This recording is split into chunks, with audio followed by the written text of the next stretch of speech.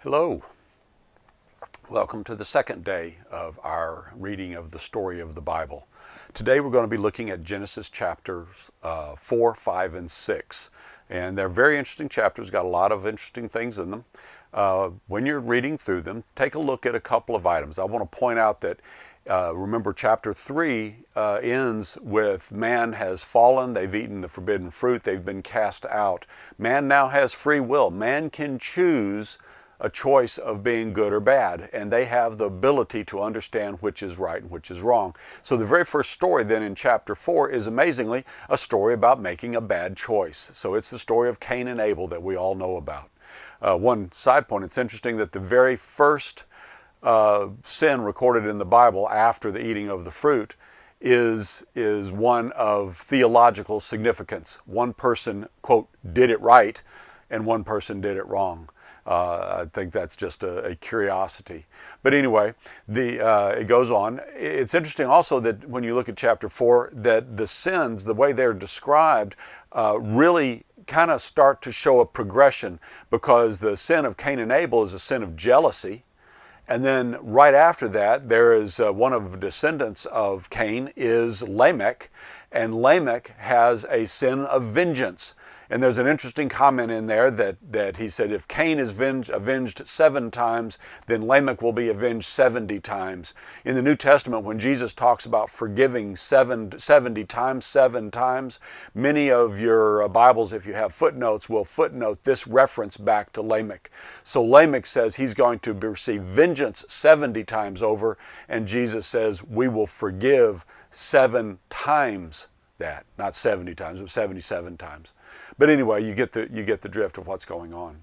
So that's chapter 4. Chapter 4 ends with a long genealogy of Seth. I'm sorry, not Seth, but of Cain.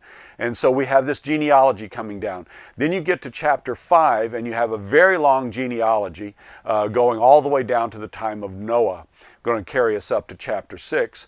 I want to call your attention to the way Seth is introduced at the beginning of that chapter, because it's curious that the same language is repeated from the creation of Adam, creation of man actually, to the creation of Seth, in God's image, in Adam's image.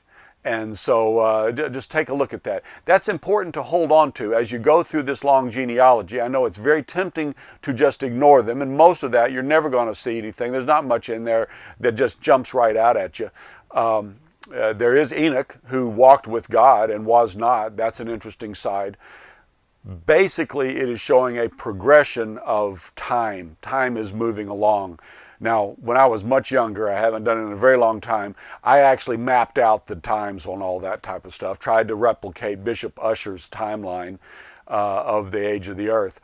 The one thing that I got out of that that's very interesting is that if those numbers are represented correctly, and there's question about how numbers are represented in the Old Testament, because they're not mathematical like we're used to, zeros and ones and twos and whatever. But anyway, if you take those numbers as they're spelled out, Methuselah, the oldest man, lived and died in the year of the flood.